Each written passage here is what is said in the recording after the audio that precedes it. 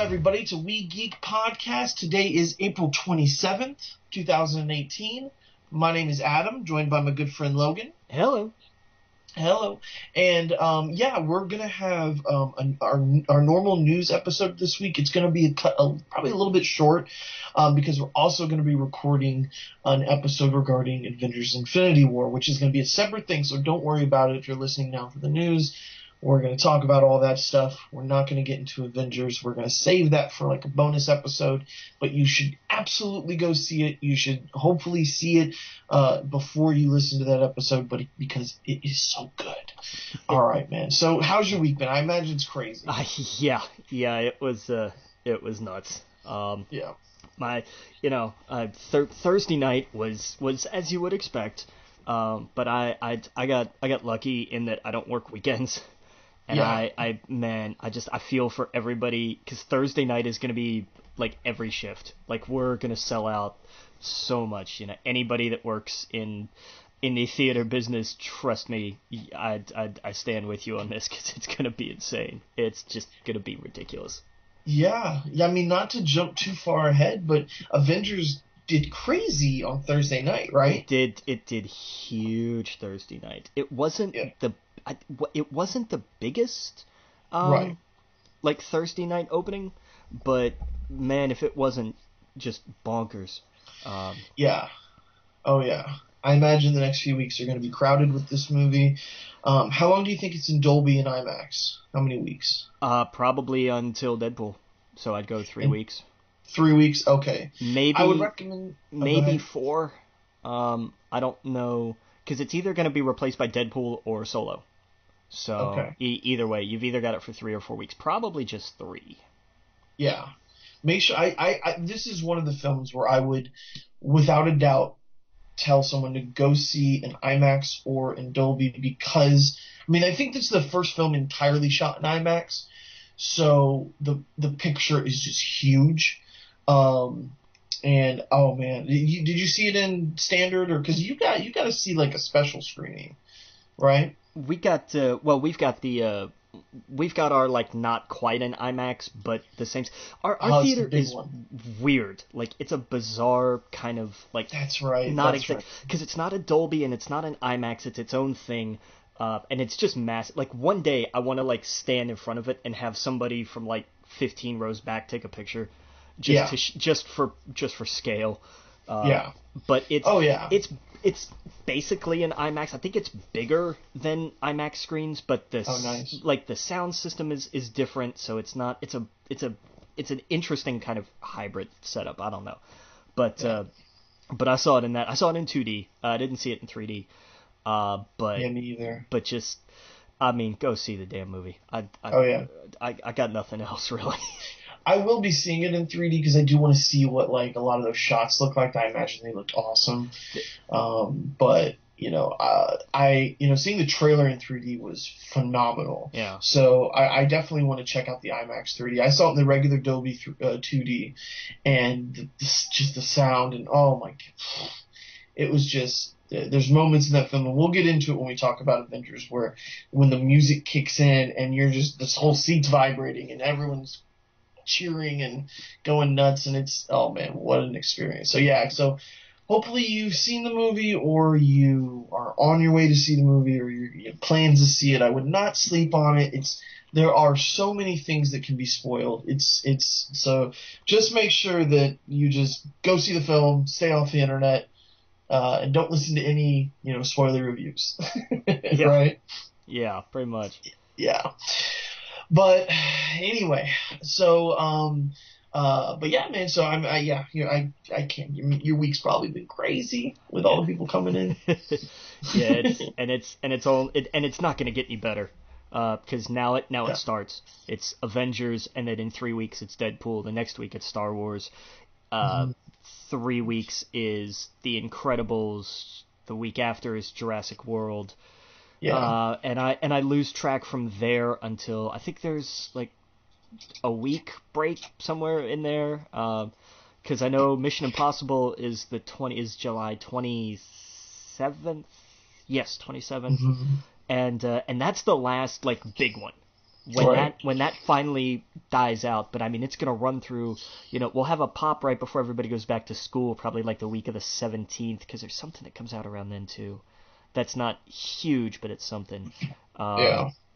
And then like we still have more Marvel films this summer. That's right. The crazy thing. Ant-Man and the Wasp is in July. I think that's the one. It's like Jurassic World, and then 2 weeks, and then Ant-Man and the Wasp, and then I think 2 weeks, and then Mission Impossible, and then like that's just going to kind of carry through into August, and around my birthday is probably when it's going to die off. So it's just going to be insane. Like it's I think it's like 18 straight weeks that there's either something or like the second week of something, pretty much. Right.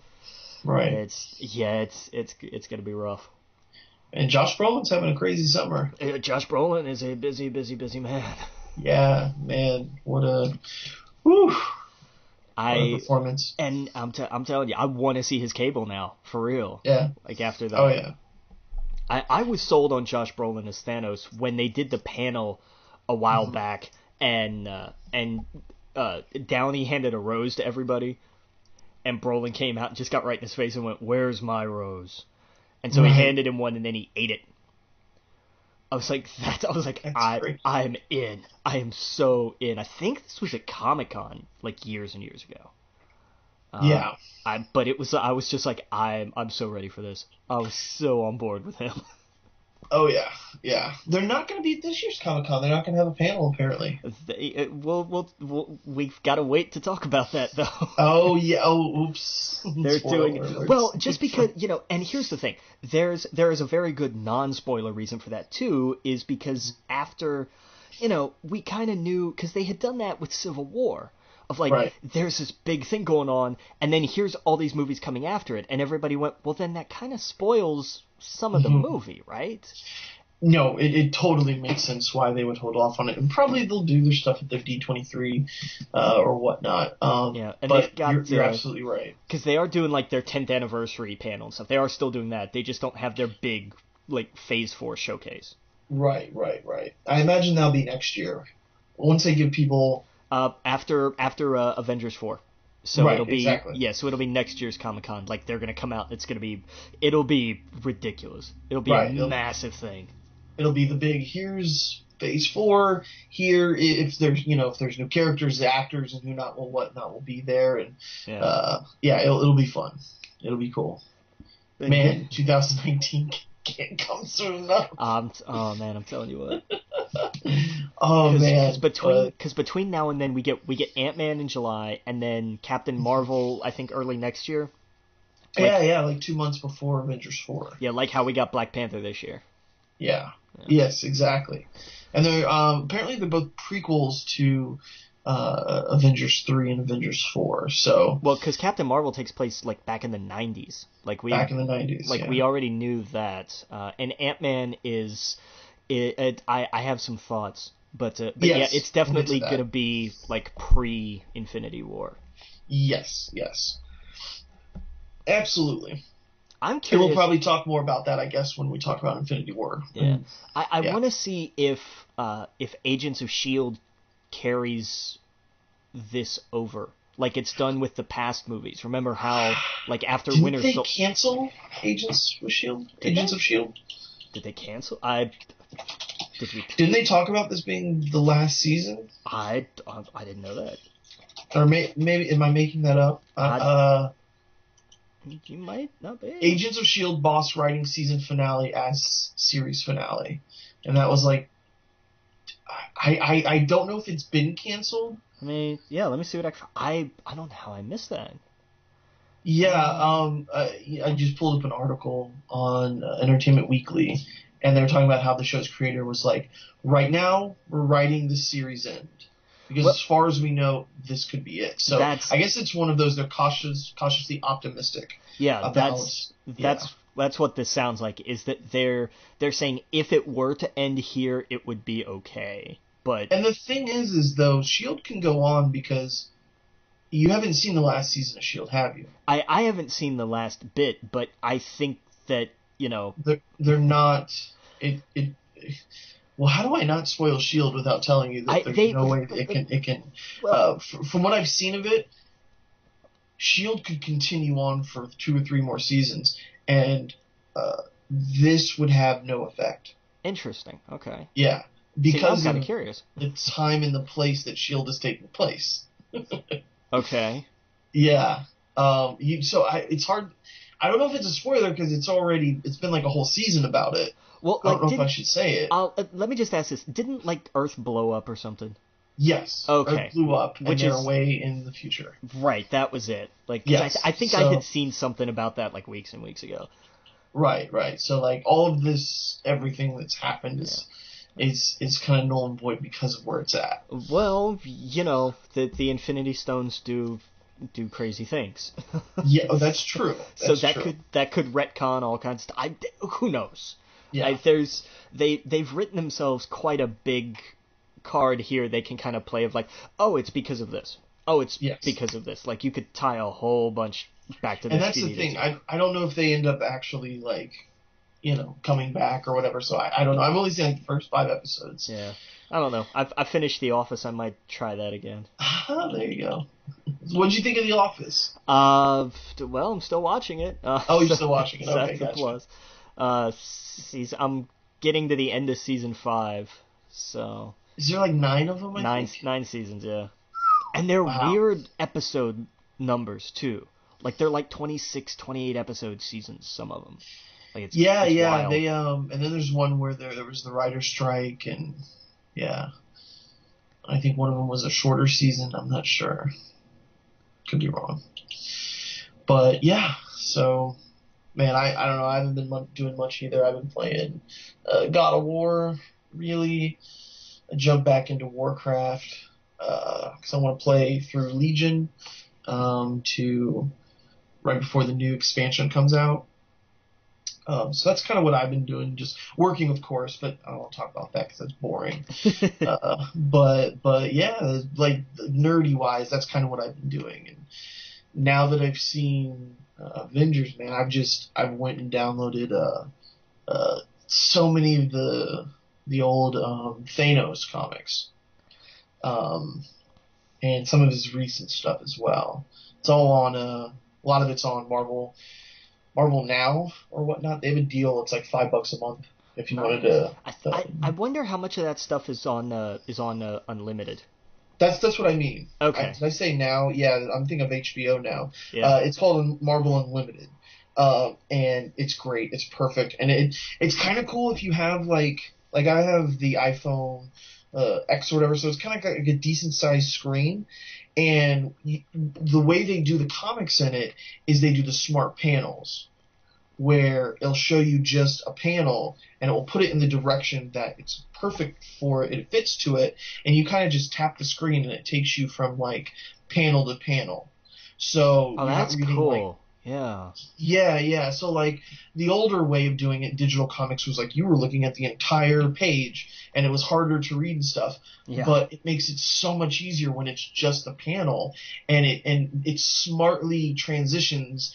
It's like someone went through each comic and was like, we need to make sure it shows this only this much, or it shows at least this much. Because I've gone through a bunch of Thanos comics, and it never once made spoiled anything. And you know how when you are reading a comic and a big thing happens on one page, but you're looking at the other, and you're well, that's spoiled. But I'm getting there. It doesn't do that. It really holds that stuff back. So it's been pretty cool.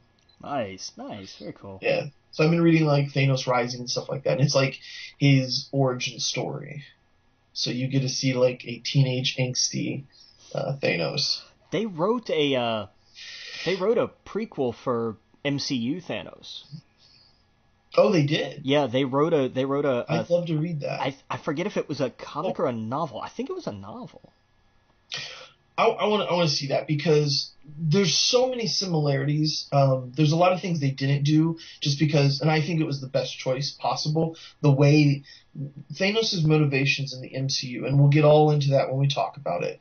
They do differ from the comic, but I think the way they do it is better, and I think it's perfect for the movie going audience. And essentially, it's kind of the same thing. If that makes sense. I'm trying to walk around with spoilers here. Yeah. Okay. So apparently, actually, this book is not canon. Never mind. It's supposed to come out later, right? Yeah. November. Which is kind of yeah. November. But you know what? It's November's not actually a bad time. Yeah, it should have came out prior, but yeah, it's called Thanos Titan Consumed. Okay, it's apparently not tied in, but it's weird because it's got him, it's even got like the banner on it that says Marvel Studios Avengers Infinity War, Thanos Titan Consumed, and it has his look from the movie on it, but the publisher put out a statement. That the publisher later stated they've been informed the book has no canonical ties to the MCU. Oh, that's except for everything about it. Right. It just, as soon as you see it, you're like, oh, this is exactly this iteration of Thanos. And I mean, it's not, if it just had Thanos Titan Consumed and it even used like that artwork, I would be like, okay, fine, here's a fun story. But it's got, you know how like the Star Wars comics and everything, you see it, and because it says on it, like it's got that little banner, Marvel Studios Avengers Infinity War across the top, like the Star Wars stuff does. Yeah, that's really bad because I think it'd be cool if they had a series of novels for Marvel characters for the MCU, so that it could give and it was canon, just like how the Star Wars ones are. I guess this is one of those like. You can squint your eyes, yeah, and it's canon. What's probably happened is they probably changed something in the movie, to make it where it's not canon, so that maybe the book was already written. You know what I mean? My Division is one of those things where like there's something very contradicting in these, and it can't technically be canon. So I don't know. It is weird, though. Definitely makes me want to pick it up and see what is so non-canon about it. You know what I mean? Yeah.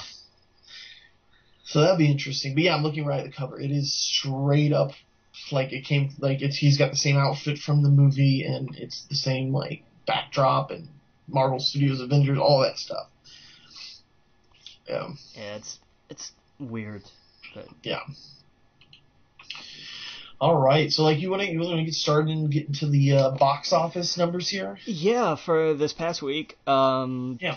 I think these are still right. Yeah, because we haven't had this weekend yet.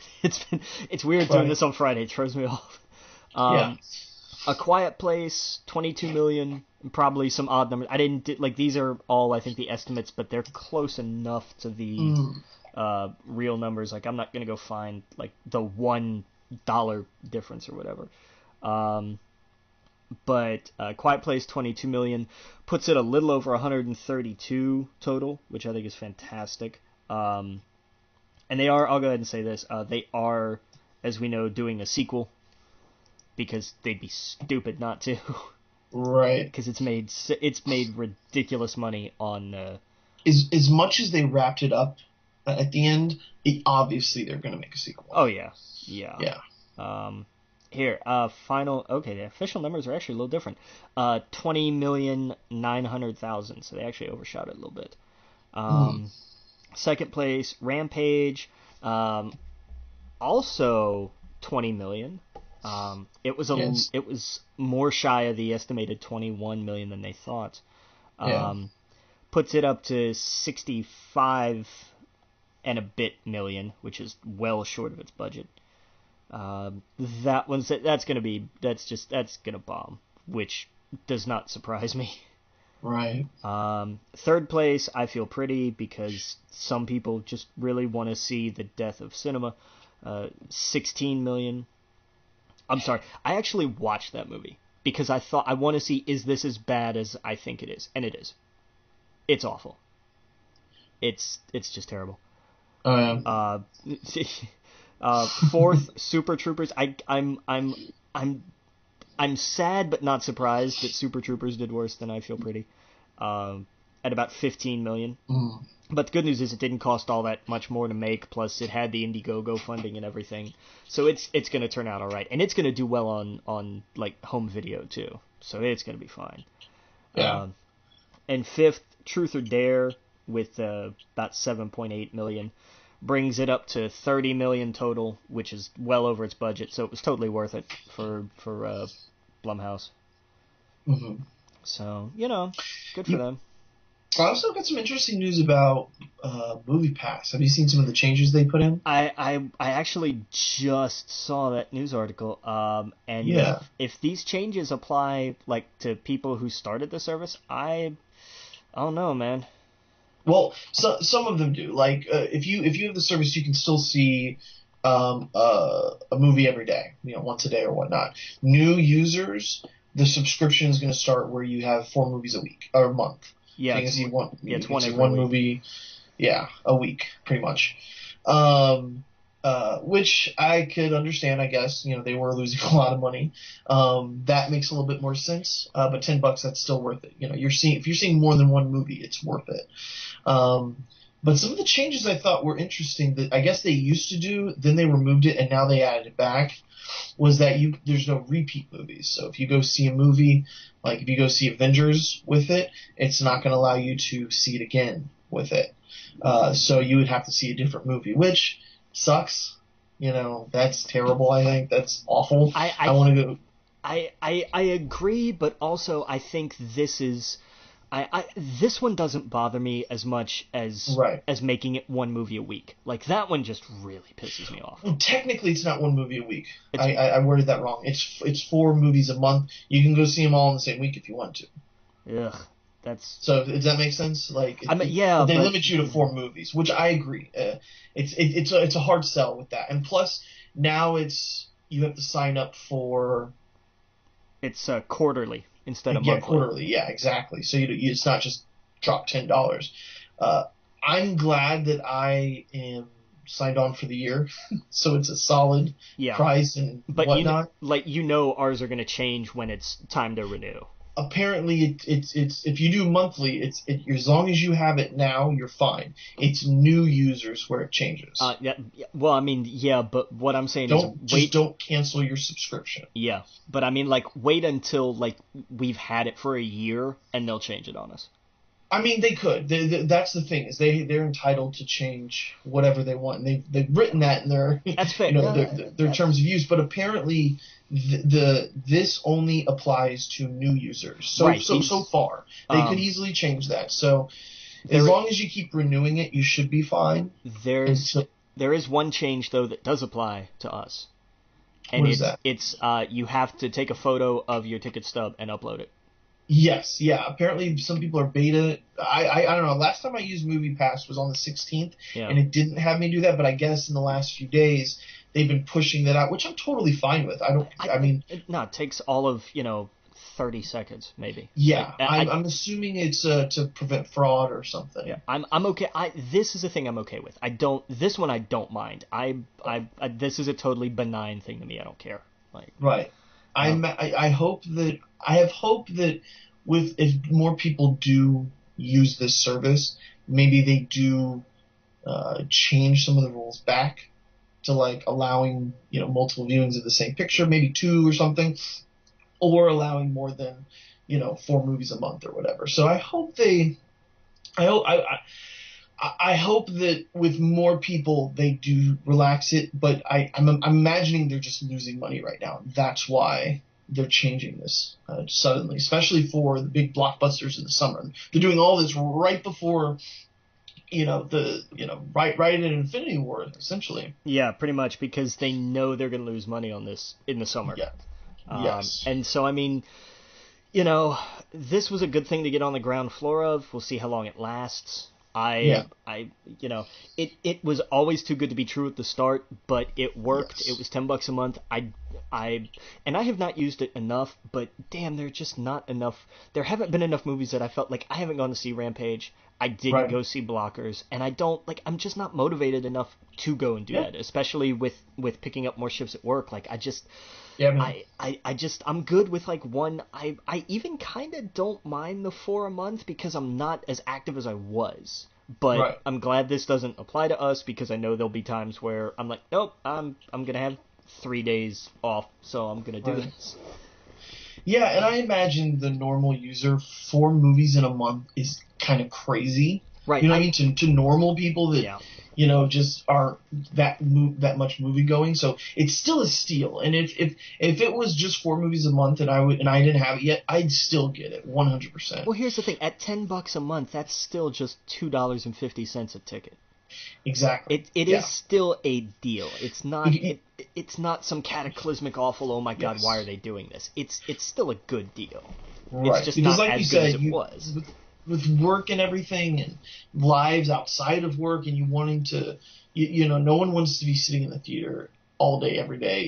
You want to go out and do things. Like, that's like you said, when Rampage and whatnot comes out, I was like, no, I'm good. I'd rather actually take care of some things, get some things done, go hang out with somebody, go to lunch. I didn't want to see it. And I'm not going to force myself because I have Movie Pass to go see a movie. It's when Ready Player One came out and A Quiet Place. I was like, oh, this is going to be awesome, Yeah. Um, yeah. So I mean, who knows? Who knows? Maybe with the restriction of this, maybe we'll get one where it's like, and you can see one premium showing during the month or something like that. That would be awesome. Whether like you could go see one of the Dolby or one of the IMAX, that would be really cool. But who knows? We will see. We will see. But yeah. So I mean, I think that's it for box office. But we still have the Avengers. We talked about 39 million on Thursday night domestic, and then 95 million Wednesday and Thursday overseas, which is awesome. Yeah, that's just the foreign totals for both of Yeah. those nights combined. Yeah. Now I think this will probably do better than Black Panther, right?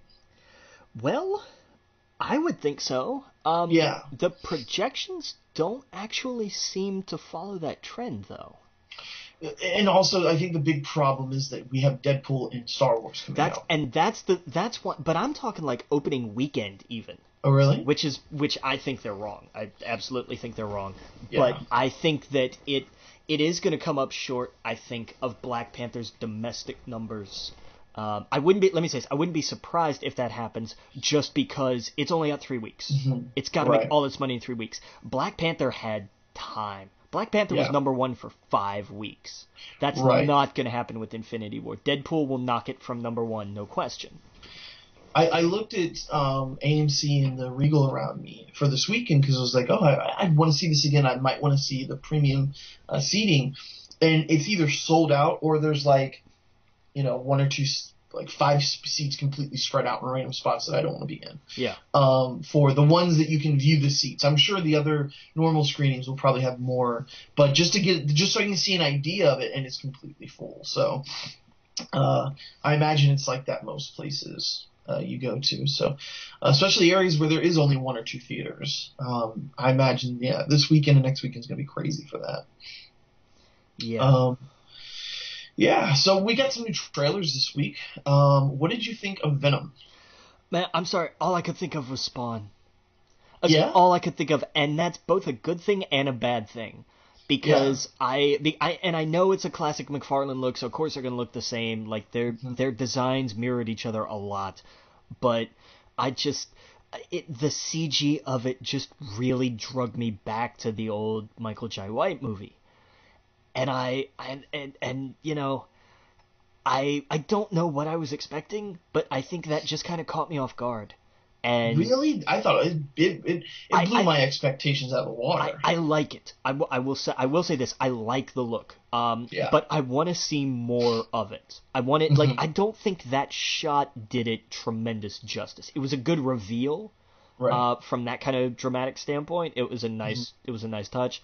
And showed just kind of like how seamless this thing's going to work. I dug that and I appreciate that. But I want to see at least a little more of like the overall look.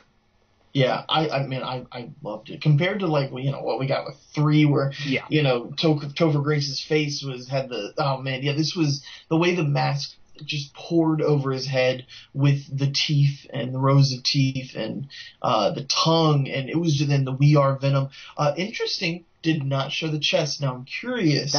If he's gonna have the spider on the chest, because that's a whole bunch of questions. Yeah, it really is. Which I'm not too shook about that as a lot of people are. I've already accepted the fact that we probably there won't be a mention of Spider-Man in this. Probably won't be seen. If anything, I guess a mention, but I'm sure they've figured out how they're going to work this into it before they made such a big picture and everything. So I have faith in that. It's just. The thing is, this also has nothing to do with the MCU, right? Like, Disney has nothing to do with this film, right? I don't think so. I think this is all. They probably were given a few phone calls, but that's about it. I'm thinking. Right. Let me throw this out here though. You can't give Sony complete and total control, because then you get Amazing Spider-Man 2. And that was like their big, we're going to throw all this here and we're going to have some spin-offs and do all this kind of craziness. They need to be reined in some, or else it's going to get a little out of hand. I imagine there is a lot of, maybe I should rephrase it. I imagine there is a lot of communication and coordination between the two companies, because it is absolutely needed. And it's for their benefit. It's only for their benefit that they, kind of play in each other's world. But apparently this is outside of the MCU. And this is one of those things with that book where I said if you wink and you squint, it works. Because that's what I'm assuming they're doing, is that legally there's probably no connection, but to the average viewer, to an 8-year-old Ken or 10-year-old Ken, he's just going to assume going into this that it has some ties to it, especially if somehow they get Tom Holland to pop up in it. But that's the big mystery, right? Like there's been rumors that he's in it, but there's rumors that there's no way he can legally be in it. So it is very interesting. Yeah, I don't that. But I kind of think that sucks too. Like that's going to be one of the things people are just going to look for the entire movie. I don't know how he couldn't legally not be in it. Like apparently, because of the deal that they have with Disney, I don't have it up in front of me. I read it the other day, and that's what I got from it. Because he's only signed to a certain number of films. He's only signed to a certain number of films with Disney, yes, and because of that kind of creative control, Sony can't do anything with him outside of those pictures. Right, but the thing with that is you can always add a new deal. You can always add something else. You can always come to the table and say, "Hey, can we make a deal on this for a one-time?" Like you don't have to change the old deal. You can just say, "Hey, can we make a new deal about this movie?" Like they could work that out. That's not really all that difficult. Oh yeah. And I imagine, I would be okay with if they show that, I'm okay with it not getting on Tom Holland first. I know that's a big problem with a lot of fans, is that it should hit Spider-Man first and then it goes to Eddie Brock. But I'm sure there's ways to tell a story in which it doesn't have to touch him in order to... Here's the thing. This Venom is going to be a fundamentally different Venom than the comic book Venom. Yes. That's the thing. This Venom is not going to be... I like that Eddie is still like a journalist. I like that they've kind of kept that aspect of it. But it's not going to be, we are Venom and we hate Spider-Man, so we're going to be a villain. They're kind of jumping straight to Lethal Protector, which, you can do because you're starting your own thing. And that's something that, especially in a universe like this, you have to pay attention to. What are they doing? Like, you have to you can forego the source material if it's not, this is something you can change. You can change Venom not going to anybody else before Eddie Brock, but then it fundamentally changes relationships going forward. There are consequences to these things. You couldn't change like the symbiote bonds to Eddie Brock and he becomes Carnage. That would be just no. Like that's the kind of thing you can't change. But you can alter an origin story absolutely because you're doing your own thing. But you know, you have to play with the consequences of that going forward. Yes. Yeah. No, I agree. It's going to be interesting. I can't wait to see how they do it. You know, I saw some posts like, what if he's just wearing a Spider-Man shirt? Like, what if he's legit just wearing a shirt like that, and that's what makes the Venom do that design? Like, they can easily say it that way. You know what I mean?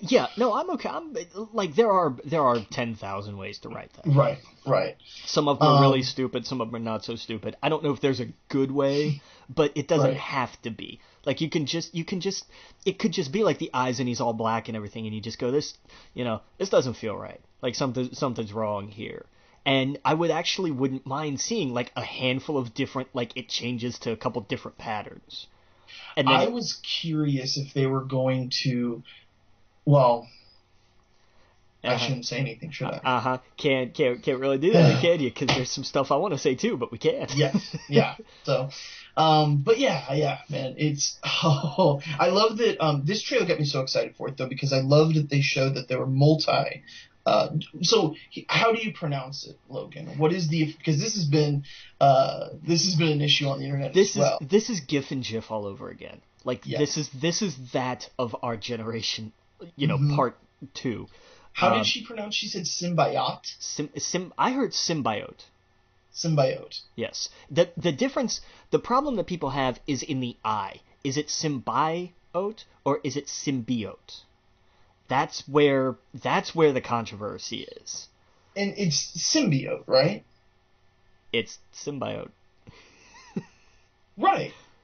Yeah. Did I not say that? You did it with an E, I did it with an I. Yeah, I don't know. Oh, here we go. So did they say that in the animated series? Which one did they say? That I don't remember. I honestly don't. And I meant to look, but I do not recall what they said. But I think this is just one of those deals. If you ask somebody in linguistics, they will probably tell you. And it is probably meant to be symbiote. I think it's probably properly supposed to be announced this way. But some people say it different ways. I really don't care. Right. This isn't, this is how you pronounce a word. I'm not going to get hung up about that like it's not like a name. If you mispronounce a name, that's your own fault. Like, I'm sorry. Yeah. Like me all the time. Well, I mean the difference in like when they, and I hate to bring up that this movie existed, but, Shyamalan's The Last Airbender. When everybody was talking about Aang, the Avatar, and I just wanted to smack people. I'm like, it's not actually pronounced that way. Like, there's a difference between. It's like once you hear it and once it's been established, it should be called that. Right, and there's so I don't mind symbiote. I don't care. Like, one of my favorite scenes in Guardians is when Star-Lord pronounced something and Drax said something completely different and that was like an ongoing joke. Right. And he's like, that's not actually what I said at all. And they kept calling it that. But yeah. I don't know, where was I? I like that there was a bunch of them. And I think we saw Scream at one point. I think she escaped out of the glass thing. Like, we saw multiple different ones. I thought that was really cool. There's a little bit of separation anxiety here, and I like that. Yes. Like, because I think that's how you tell the story. Like, you can't have, Venom has to have a counterpart to establish, and it's kind of, superhero movie 101. Iron Man had Ironmonger his first time out. Hulk had Abomination. Right. We're gonna have Venom and either Carnage as the main baddie, or one of the other, or some other one of the escape symbiotes. Right. As whatever. Now, oh man. Now let me ask you something. You are a much bigger fan of Venom than I am. Okay.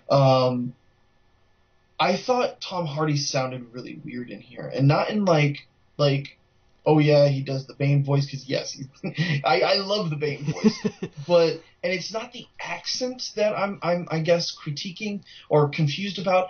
It's he doesn't sound intelligent at all, and he's like a reporter and all this other stuff, and I get it that he's going crazy.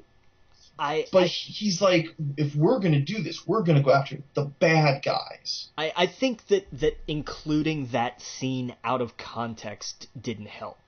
I imagine we have a lot more time of them trying to figure out who they are. And yeah, it's just he sounded like I imagine an 11-year-old who just got that ability would sound like, if that makes sense. Yeah, it was not a good line. It really wasn't. And it kind of threw me off because I'm like, I never thought of Eddie as dumb or just not all there or, just like, not like Peter Quill even, because Peter Quill can get he can get dumb with stuff, but it just sounded very odd. Well, he sounded like a little boy, and I was like, that's weird. Is he just being like crazy? Because he obviously gets crazy because he hears the voices and stuff. Yeah. And apparently he voices Venom as well. He does. I'm okay with the Venom voice. I'm not gonna come down on it because good for him. But now in the comics, I thought Venom has a voice in the comics, right? Or does it have multiple voices? It's two voices. There's Eddie Brock and there's Venom. They are two distinct voices. Yeah. Gotcha. Because I didn't know if Venom was made up of a bunch of voices. No, it's just no, and I worry that they might be headed that way because it does kind of seem like when Venom is talking about itself, it's talking about we in a different way than he and Eddie Brock. Right, and right. And that does worry me a little bit. Like there are multiple personalities within the symbiote. Isn't that how we get? Isn't that actually how we get Carnage and Anti-Venom? No, that's not how we get Anti-Venom at all. How we get Carnage is that the symbiote spawns, and it has little children symbiotes, and they run off and join all their other hosts, and they bond and create this kind of very weird personality. Right. That's different than just this one symbiote having multiple voices in itself. That's a whole other kind of thing. I'm getting an education on this right now. and Anti-Venom is after Eddie Brock is no longer Venom. This is back when Mac Gargan was Venom. This was during the Thunderbolts arc. Scorpion, right? Yeah. When he was Venom, Eddie Brock got cancer, if I remember this correctly. And he went to see Mr. Negative, whose civilian name I cannot remember. And what he did was he went to he healed him. And it cured his cancer and everything, and it was great. And then Eddie had a run-in with Gargan when he was Venom. And the symbiote went to reattach itself to Eddie because it recognized its old host. And Eddie's immune system, because of when Mr. Negative cured him, fought back against the symbiote and kind of created it created Anti-Venom. Gotcha. It was basically like it was kind of like a half crazy walking first aid kit, basically.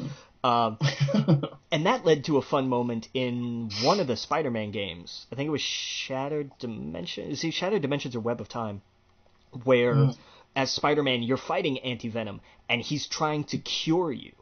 He's actually trying to take the radiation out of your blood.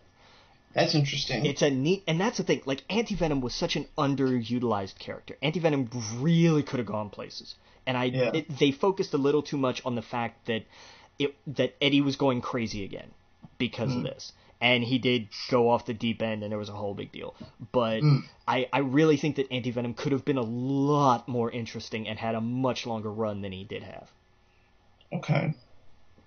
Did Anti-Venom come back? I forget exactly how it ended, but it fought. God, I see that Flash Thompson got it. Yeah, I don't know, man. I kind of fell out after, like, towards the end of Flash's run as Venom, at least in his own series, which was a good series. That was a surprisingly underrated series. But there was a thing with Eddie where he had lost, like, he wasn't Anti-Venom or Venom anymore. He was just a symbiote hunter, and like one of the symbiotes went after him, and I don't remember exactly what happened after that. I guess it was in Venom Inc. that Flash Thompson got it, and I think that came out like 2017. So that might actually be on Marvel Unlimited. Yeah, I would check that out. Yeah, I like I said, I felt because I mean this was 2015. Yeah. I think. Well, isn't there a big Venom crossover There was right now? There was a giant I don't know if it's still going, but there definitely was. It was Venomverse, which I thought was cracking me up. I want to read because I did not read any of Space Knight, and that bummed me out because that's where we got Venom Raccoon, and like that is a truly horrifying, beautiful idea. It's frightening. I love it. Oh yeah. But there's a lot of like recent Venom I'm not up on. Like once it went to Flash, like I knew a little bit about that, like through Spider Island and that was pretty much and then through some of his own series. But that was pretty much Venomverse is on the Marvel Unlimited. Basically anything that's just not completely recent is on there. Yeah, it's fairly up to date. Yeah. But yeah, it's definitely something worth having for sure. But yeah, I need to dive back into that because I really loved that character, and then when he became Anti-Venom, I thought there are so many places they could go with this, and for whatever reason just didn't. Yeah, that's crazy. But that's, I don't know. But anyway, this lesson in Venomology brought to you by Professor Witt. Yeah. There will be a test. Yeah. Oh yeah. But man, yeah. If anything, this movie's really wanted me to get right back into comics. Seeing Infinity War, because there's so many characters. Thanos. Just all of it really has me excited. I haven't been this high from a movie in a long time, this far out from seeing it. Yeah. So it's got me like, I want to read Venom. I want to read all this stuff. You know, it's making me just totally want to dig into those movies as well once they come out. Nice, yeah. Now I'm cautiously optimistic for Venom. That's about as far as I'm willing to go for that. Yeah, and as someone who isn't as big a fan as you, it's definitely made me way more interested. So yeah, I think that's cool. And a lot of my friends and stuff who just, they know him from seeing him in the cartoon as a kid, and just because they've been existing since since the 80s, right? And they think he looks cool. You know what I mean? They're excited because once they saw him, I think that was the biggest complaint from the first trailer. Yeah, from a lot of my normal friends who are not really into comics and stuff. They were the first trailer. They're like, "Wait, where is Venom?" Because we didn't see Venom. We saw the, symbiote. But when they show him in this one, man, and that tongue, like it was so good. It is a straight from the comics look. Like they're not pulling punches on this, and he's big. Like this is not scrawny Venom. This is the McFarlane design. This is the design of Venom that we all know. Like it's big, giant, hulking bodybuilder Venom, which is how he should be.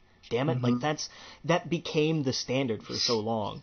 And even when Flash had it, like he was still big. Like it was still a good. It wasn't huge like that because Eddie was huge, but it was definitely more of an athletic kind of build. It was more like Captain America size. Yeah. But I'm glad that they're going with that look. And yeah, I'm with you. I want to see the chest and everything else. Like that's what I was missing. And I am curious to see, like, not just obviously we see how it exists in this world, but I'm curious as to like what else are we gonna see it do? Is it gonna be, because my biggest fear is that if you take the Spider-Man out of it, what you're left with is just a monster. Right. And that worries me. Like, what's it do? Well, it makes the big giant tentacle things. Okay, great. What else? And I worry it loses a lot of motivation. But this is they're doing their own story, and they'll have their own thing. And if they make it work, good for them. I don't need it to follow the comics continuity. I don't need that. I just think it's going to be interesting to see what they do without it. Yep. And I'm so excited about the thought of, once they do Homecoming 2, which who knows, they could easily put Venom inside of Homecoming 2. But I want to see both of them on the screen at the same time. Playing off each other, being on the same team. I don't necessarily want to see them fight each other. I want to see them two working together. See, I am genuinely. That's the only thing about this that really bums me out, because that is an absolutely epic rivalry that we won't get to see played out. We might. I mean, I think this was them going, we need to see how this works with Tom Holland and everything else, and I don't see him going anywhere. To me, so after especially seeing Infinity War, he is the quintessential Spider-Man. Oh, he's perfect. He's perfect. I mean, I still love Andrew Garfield's Spider-Man. I still think he was great. But man, Tom Holland just nails it. Yes. He just absolutely has it. And I don't say that not just having done my dumb little YouTube recut where I had to scrub through Homecoming so much to find this. Oh, that was so good. I thank you, but I'm just like I had that idea in my head like a year and change ago, and I tried to do it with the Raimi films, and I just kind of gave up on it. And then I went back and I was like, we could work with Homecoming, and spent a month putting it together. Yeah, man, it's good. Definitely go check it out. But yeah, man, he's this Peter Parker to me is ripped straight from Ultimate Spider-Man, and I could not be more happier. I completely agree. Yeah, it's so good, and I imagine that whatever deal they come with for Phase 4 with Spider-Man, because his movie's going to be the one that opens it, apparently, Homecoming 2, which will be the first one selected for Phase 4. I hope that whatever new deal they come up with, they do allow some interaction between Venom and Spider-Man and all these other characters, because that is going to be a sight to behold. I don't know how you go from Venom as a not bad guy to being in a war with Spider-Man, because he and Venom didn't fight. He and Venom had wars when they went to battle. True. Look, Spider-Man has gotten himself in a million different predicaments where he looks like the bad guy to the Venom, to the actual villain, when he's not the bad guy. You know what I mean? Like they can. There's ways to write it where in Venom eyes, Spider-Man just killed his wife, or whatever. He could be trying to save someone's life, and he kills someone that Venom loves, and that's it. That's all that's needed for them to go after Spider-Man. Now, how many times in the comics has that happened?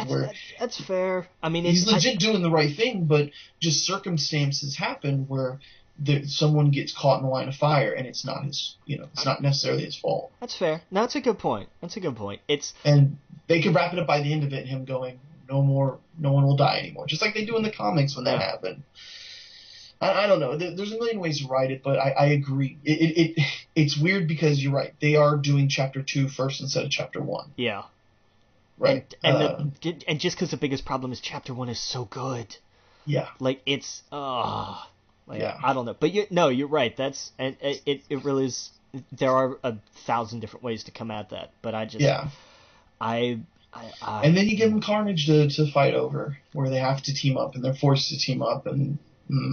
Because I was looking, was he doing spiderwebs? No, he was doing like a big venom on somebody. Right, and that's again, it's another change that they had to make, which I'm fine with. Like that. I'm wondering how he's gonna get, or like what is he gonna look like him getting around?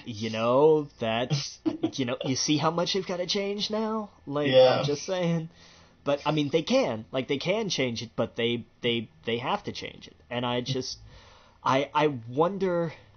I don't know. I am curious. I'm very curious. But just I really, because my fear is that we're gonna get Spider-Man versus Venom, and then the team up against Carnage in the same movie. And I don't want that. I don't want them like going to war over whatever this was, and as a result of all of this, you know, somehow Carnage is born or spawns or is set loose or whatever, and then, you know, like 2/3 of the way through the movie they realize, oh, Carnage is the villain, and now we have to, instead of fighting each other, which were, oh, we were wrong, we were sorry, you know, oh, hey man, you know, I get it, I understand, now let's go kick his ass. I don't want that. I do not want that. No, you're absolutely right, and that's what's made the MCU so great, is that they've never had to do that, where there's been time to build up, where Loki has been a bad guy for a while before we saw them team up, you know what I mean? Yeah, and then he was a good guy, but kind of a good guy, but still kind of a bad guy, but not really a bad guy. Right, but they've had time to breathe. They've had time to tell.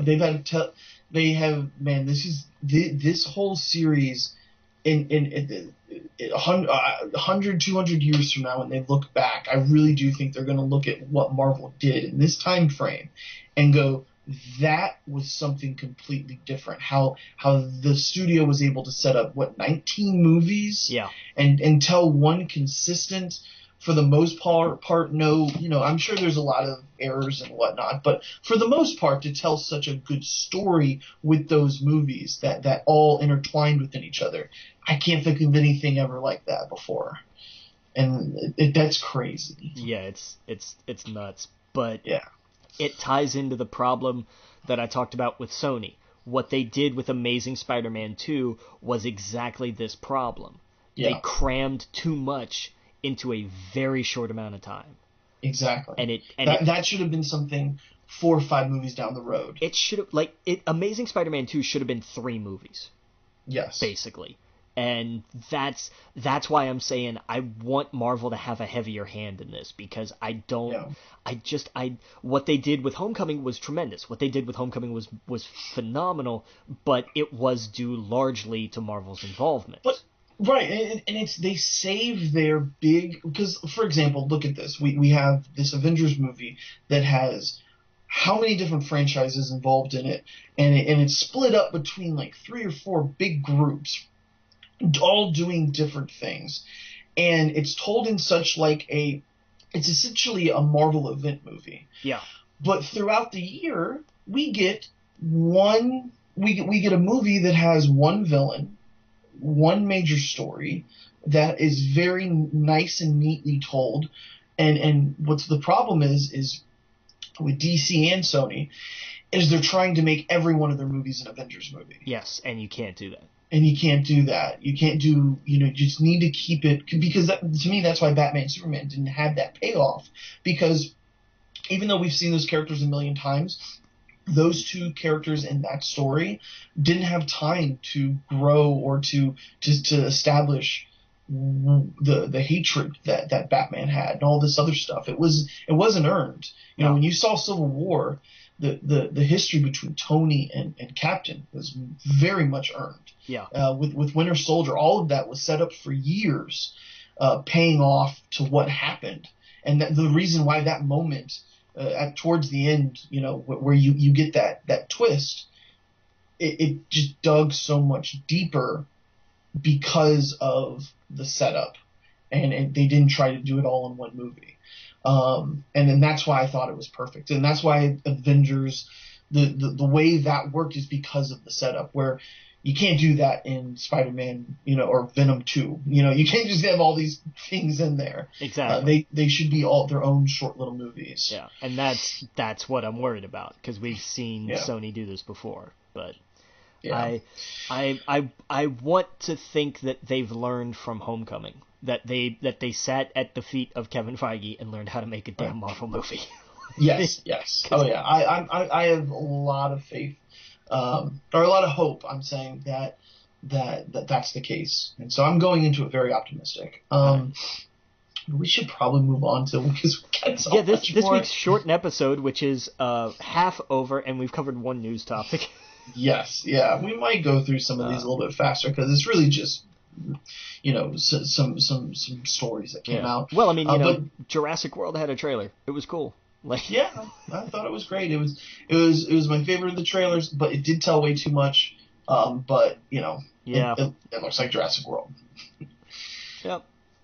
Yep. You go and take this next one because this is really cool. Yeah, this is awesome. Along with the Tarantino J.J. Abrams Star Trek movie that they're working on, not working on, doing, not doing, depends on who you talk to. They're doing an actual fourth Star Trek film, fourth in this current iteration anyway. That's supposed to be about Chris Pine, and he's gonna run into Kirk in some time travel, whatever nonsense, because it's sci-fi and Star Trek. And sure, why not? You go with it. The interesting is they have tapped a director, and it's S.J. Clarkson. She has directed episodes of Orange is the New Black and Jessica Jones and The Defenders, and I think going all the way back to Dexter, she's directed some stuff. I think what you mean is Chris Hemsworth is going to run into Chris Pine, yes, right? That's what I meant. I just saw a movie with 3 Chris's in it. I don't care. And how many Peters? Oh man, God. No, I agree. I completely agree with you, man. It's. But yeah, I think that's so cool. That's so awesome. Now that Chris Hemsworth is a freaking megastar, it makes perfect sense to do that. Sure, and this is a story you can totally do. Like, this is a classic Star Trek kind of story. Like time travel is something they've got down to a science, basically. Yeah. Pun mildly intended. But the fact that they're going to have a female director, I think, is tremendous. I think that is awesome. Yep. They're listening, I'm so glad. Yeah, and it kind of ties into, and in a little bit of one-upsmanship, they kind of outdid Star Wars, which we found out that Episode 9, Victoria Mahoney is going to be second unit director, which is a step in the right direction. Absolutely. I still think we need, we still have white guys running everything, and that's got to change, but I am heartened by progress. And as long as we keep going forward and we don't get stale or, God forbid, go backwards, I'm okay. The next thing I want to see, whatever their big live action stuff is or anything else they're going to do on their own streaming service, I want it to be showrun by women. Yeah. I want it to be about women. Give me a female lead for the live action. To be fair, Star Wars is showrun by a woman. So that's kind of cool. Is it really? Well, yeah. Kathleen Kennedy. Well, yeah. Overall, she's the big dog. That is very true. That is very true. That's why I've always said it's kind of surprising that she hasn't gotten a director. But you're absolutely right. They're making steps in the right direction. Hopefully, moving forward, we hear that she gets a series. So yeah, coming out of directing this. So, but yeah, it's really good news. And in much the same vein, Cathy Yen, who directed an indie film called Dead Pigs, which I've never heard of, I know nothing about, but it won a handful of different film festival awards I think I had seen. She has been tapped to direct the Birds of Prey film over at DC. Oh, nice. And I think that had they hired a man to direct the Birds of Prey film, they would have burned Warner Brothers to the ground, and I would not have blamed them. Yeah, that would have been a bad choice. I probably would have supplied the kerosene, because that would have just been the ultimate, like, what in the hell are you doing? Right. I completely agree. But I think that's fantastic. And I think that, look, the best DC film was Wonder Woman for a number of reasons, but not least of which was their directorial choice. Like, you just look at what works, man. Yeah. Look at what works. Oh yeah. Yeah. No, couldn't agree more, man. We got now. This I thought was interesting. Well, interesting and kind of disappointing because I don't know anything about Black Hawk. Steven Spielberg's going to produce and possibly direct a film based off the 1941 comic. It's Black Hawk is a very World War II comic. No, I know. And here's the thing. It is a weird pull, but I dig it, and I like that Spielberg's attached to it. Yeah, I guess I have, I'm definitely going to be seeing it. It's Spielberg. But when I was like, oh, Spielberg's going to be he's going to work with DC, that's perfect. What is he going to do? Like, is he going to do Teen Titans or what? Black Hawk. Yeah. Just kind of, it was like, Oh, okay. Yeah, gee, what are the odds that a comic book company would make a movie about a a hero or a group of heroes that nobody had ever really ever heard of? You know, what are the chances of that happening? I don't think anybody in the entire galaxy would have ever thought of doing something like that. But here's the problem: Guardians of the Galaxy are infinitely more interesting than Black Hawk. Well, they are now. That's the thing. Like, they are at now. the end of the day, no. I'm saying even before, like if someone was like, we're gonna do a Guardians of the Galaxy movie, at least they are like superheroes. It fits in that thing where Black Hawk is just fighter pilots, and that's cool. But if I'm gonna see a fighter pilot movie, I actually would rather see like a real World War II story, if that makes sense. That's fair. That's a fair point. I'll give you that. That's what I mean by that. Where like if for example, if Spielberg did Legion of Superheroes, I don't know anything about them because it's pretty abstract for DC. Or what is it called? The Legion of, they're the ones from like the 3,000 years in the future. That's the Legion. Yeah. Right. So if they did that, I would be like, okay, that's awesome. Because they're going to tell characters and stories that I don't know about, but they're superheroes. This was that's the only reason why I was like that. And it makes sense. Spielberg likes that kind of stuff. He does love those kind of the fighter pilots and stuff like that, like the whole Indiana Jones and all that. It makes perfect sense. I'd have gone with I'd have used Stormwatch as a better analogy, but I get your point. Yes, Stormwatch, exactly. So Martian the Manhunter, and them, that would be so cool. Yeah. But who knows? You know, we'll see if this happens first of all, and then we'll see. If Spielberg's involved. I'll be there. Yeah. Oh no doubt. Oh yeah, we got some Terminator news. Yeah, Gabriel Luna is going to be the actual new Terminator in the reboot. He played Ghost Rider on Agents of S.H.I.E.L.D. Oh, okay. And gotcha. he was good too. He was really good. Yeah.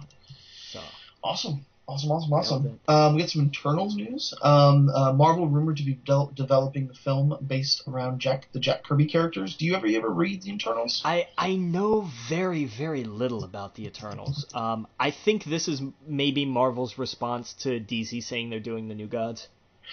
Bingo. That's exactly what it is. I don't know much about them. I know that the Eternals and the Celestials were kind of like they were the same time frame kind of deal. Like they were it's bizarre. Wasn't now which one was Peter Quill's dad in Guardians 2? Was he a Celestial or an Eternal? I think he was a Celestial. Okay. Yeah. Dad. That's what's weird. It's like they're two, super species, basically. It's right. I know that they're weird. Yeah, he's a Celestial biological father of Peter Quill. Okay, so he was a Celestial. All right. Yeah. Yeah, it gets very weird. Yeah, when we start dealing with we'll I'll talk about that later. Yeah. Yep. But yeah, so I don't know. They could, like, as they've started, like with Guardians opening up space, like they started to delve more into cosmic stuff and everything that Doctor Strange did, and now with what I'm sure Captain Marvel will open up a little bit more of as well. You know, we're gonna start branching out into some of the higher power kind of cosmic entities and everything. Oh yeah. I mean, once they did Ego the Living Planet, and you show the Watchers and all that other stuff, and there's the what are they called? The ones that they show in Guardians of the Galaxy, the ones eating the planet.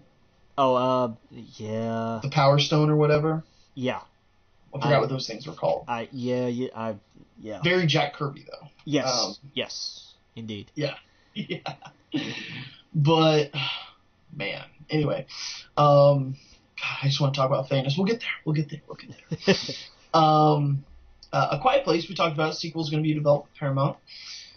We got some How to Train Your Dragon news. The third film will be titled How to Train Your Dragon: The Hidden World. It'll be out on March 1st, 2019. I'm excited. I'm very excited. I love these movies. I'm super excited about this. They're good. They're fun little DreamWorks animation movies. I thoroughly enjoy them. Yeah. The first one is definitely more of just kind of, hey, we did this for kids and it's fun and he's got a dragon and that kind of stuff. The second one hurts. They went deep on the second one and I applaud that. But they're good. I enjoy if you've got an hour or something to, was it like hour and a half or whatever it is, watch the first one. It's worth it. Yeah. Oh yeah. I'll check it out. Let's see here. Oh yeah, Chris Columbus, not to be confused with Christopher Columbus, says that the Gremlins will definitely be a reboot. Yeah, they're not going to do another sequel or a prequel or anything. They're just going to have to reboot it. Yeah. I think really what they should do is just leave it the hell alone. But I know the world we live in, so. Mm-hmm. Yeah. Oh yeah. It is what it is. What's this next bit of news here? Yeah, because they've been talking for a while. They're doing a Maleficent sequel, and Ed Skrein will play the villain. They didn't give a name or a character description or anything, but I don't think I saw the first one. It's not bad. It's not bad. It's another one where they don't pull any punches. Like there is you can't miss the rape allegory in it, and they don't shy away from it either. Oh wow! Like they're it's bold. It's bold, and it tells a very different take on this story, and I enjoy it. I liked it. Oh yeah. It's a big week for Stephen King. He had two films announced. Sorry, I went a little count von count. two movies announced. Which I think we talked a little bit last time about the Tommyknockers and that James Wan wanted to be a part of it and was circling being a part of it. He's officially directing it, and it's coming out in 2020. And New Line has decided they're going to take a crack at The Long Walk, which is another just strange pull, but sure, why not? Go for it. Yeah, it's very weird. Yeah, but that was one of the ones he wrote under his pseudonym, because that's what's bizarre about Stephen King. For as messed up as a lot of his stuff is, read the stuff he wrote under, I forget the pseudonym. It's really dark. Oh wow! It's like you look at this and you're like, damn. It's some of it's messed because like The Long Walk is messed up. Mm. Yeah, I never. The basic premise is that like it's a dystopic future police state kind of deal, and every year there's this thing called The Long Walk, and it's in this idea of like a game / contest kind of thing. It's very simple. There's 100 people, and you start walking. And if your pace falls below 4 miles an hour, you get a warning. And on your third warning, you die. Oh, wow. So, I mean, so there's that. It's dark, man. There's some, I haven't read a ton of King stuff. I know nothing about the Tommyknockers, but I remember this. It's just, Well, he's gonna get paid. Yeah, he is. Make that money. Oh yeah. The Fast and Furious news spin-off film lands Deadpool 2 director David Lynch. Yep. Lech, not Lynch. Lech. I'll tell you what, I'd pay to see a Fast and Furious movie directed by David Lynch. Holy hell. Yeah. It would be amazing. Well, that's right. Yeah. That would be weird. That would be awesomely weird. You know, the Fast and Furious ride just opened up at Universal. I might check that out. It was supposed to open this year. Pass. Yeah. Yeah, it just opened up this week, so I might give that a go. There you go. Yeah. And okay, we're gonna fast forward just a tiny bit here. Oh no. For the TV news, it also got an animated series on Netflix. Yeah, that's right, it did. I thought that was cool. I remember, I love, like, my favorite tweet, I don't remember who wrote it, was they retweeted the news and they captioned it with wait, you mean it wasn't an animated series? Oh, that's funny. I love that. That's great. And you know what? It's such a weird direction to pivot to, but when I saw that, I thought, I would love an animated Warcraft series, a CGI series. There you go. Now you're talking. That would It would be too expensive. The studio, I wanted to all be in-house with Blizzard too, but it would just be impossible. It takes them like 6 months to do just like a 10-minute clip. Yeah, no, fuck. It would. Man, the thing is like if you're listening and you're not even a Warcraft fan, go look at the trailer for their latest expansion called Battle for Azeroth. You don't really need to know much. There's a Horde and Alliance. If you've seen the movie, you understand it. And the story that they tell within that just like 10-minute frame is just so good. And it's just the CGI in it for like a CGI movie or whatever. It's just top notch. Yeah. The Division's gonna get the same director. We talked about this before, right? Yeah, same director. And it's gonna have Jake Gyllenhaal and Jessica Chastain in it. That's insane. Yeah, for the Division, which they're gonna keep making video game movies until something works. Like, something's gonna stick. Technically, Rampage worked. Made a ton of money. No, it didn't. It's gonna tank. Really? It's gonna bomb. It's not even. I thought Rampage was one of the most successful video game movies of all time. Overseas, maybe. I don't have the global numbers in front of me, but not here. It didn't. No, it didn't. No. Okay, I'm completely off. Not by a long shot. Oh shit! Yeah, Warcraft made more than this. Warcraft made a ton of money. Yeah, Rampage has made like 70 million, and it cost 120 plus, and that's just production budget. It has made a ton worldwide, though. It's made about not quite 220, just foreign. So I get that, like, foreign, it made a decent chunk of change, but not here. It made nothing here. Yeah, you're right. Man, I'm so mad Warcraft didn't take off because, man, I would love to see some more Warcraft stuff. Yeah, no, I'm with you, man. So much lore to untap. But good news is we got some Star Wars TV news, some Star Wars Resistance. But you go ahead and take it here.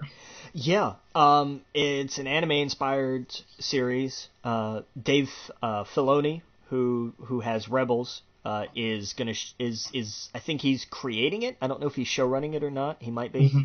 The main character's name is Kazuda Shiono. He's a pilot and a spy for the Resistance, and it's going to take place. It's set like just before The Force Awakens. Yes. Like, it's in that time frame. It's not like any of this great vast in between Jedi and Force. Well, I should say Return of the Jedi and Force Awakens, since now you have to clarify which Jedi. Yes. But it's going to be kind of like in the lead up to The Force Awakens. So. Very cool. Yeah. And it's premiering this fall, and it's going to air on Disney Channel proper before they move it to Disney XD. Did we get because I thought I saw the actors in it. I did not see that. Maybe. It was like the announced actors, but I could be completely wrong. You may be right, and I just did not see. Yeah, I'm not finding it now though, so it's fine. But I'm curious to see who's in it. And when they say anime inspired, I'm also curious to see what it looks like, because the Rebels looked very different from Clone Wars, even though it was kind of the style was a little bit different. Right, it was just updated animation. It was. No, they took a lot of inspiration. From what's his face? The Star Wars artist. My mind just went blank. McQuarrie. Yeah. It took a lot of influence from that, if that makes sense. Right, but I mean, just in terms of the animation, like it was still like very CG looking. Like you could see that it was an animational sequel to Clone Wars. Right. I'm wondering how this looks to that. Right. If that makes sense. Like, I wonder if this is going to be cel-shaded. I hope so. Because that's what it looks like when I see that. When I saw the artwork. Yeah, that one promo image they showed. I'm like, okay. Yeah. So I'm very interested in seeing what that looks like. It was a nice, bright photo, and it had the gold X-wing, the yellow or gold or whatever, and it was over water, and it just had a different look. So I'm definitely interested. for obvious reasons. The list of names that I've got for it are executive producers Athena Portillo, Justin Ridge, and art director Amy Beth Christensen, who all worked on Rebels. Oh, okay. So yeah. I wonder if we'll see some familiar faces, which I'm sure we will. I imagine so. I think that we'll meet, like, because it's all about pilots. Like, I imagine we're going to meet Poe at some point. We have to. Yes. Yeah. Oh yeah. And BB-8 is in the promo artwork, so I mean, yes. There's that. Yeah. Definitely. And no, I mean like familiar faces from like Rebels as well. Maybe. We very, very easily could. Just like how they, started bringing them into Rebels, I imagine this will have kind of the same effect. Yeah. No, I agree. Much older, but yes. Yeah. But yeah, so where are we? So we got some Stranger Things news.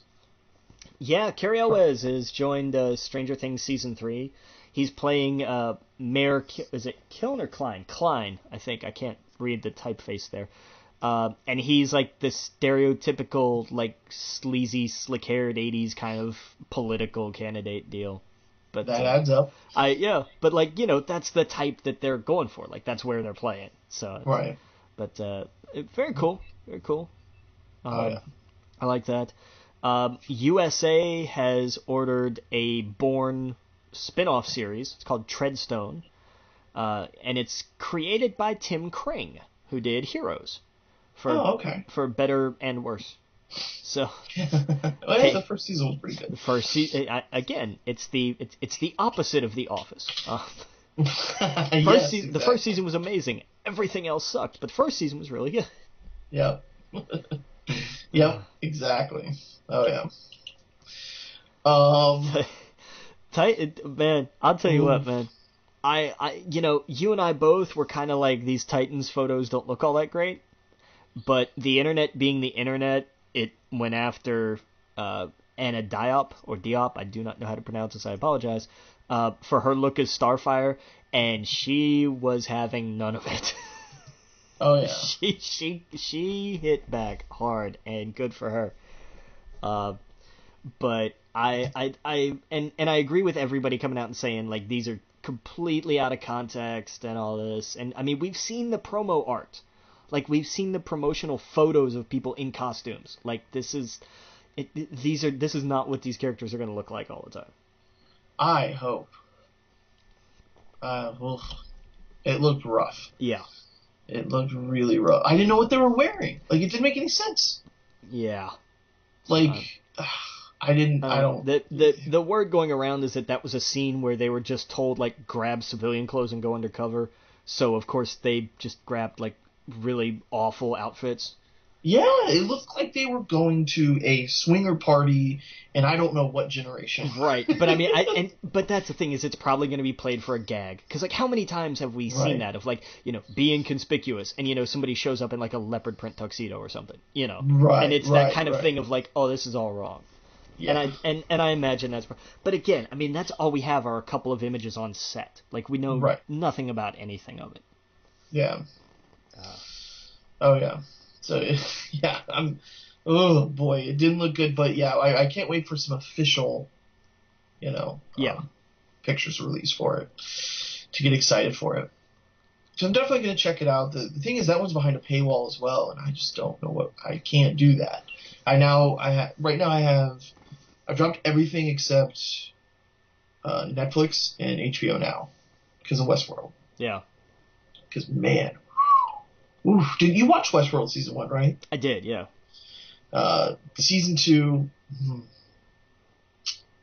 it's crazy. It makes me want to go back and rewatch Season 1 to figure out what the hell's going on. But where were we? We were at Titans, right? Yeah. Yeah, it was our last thing. Sorry, I get so distracted.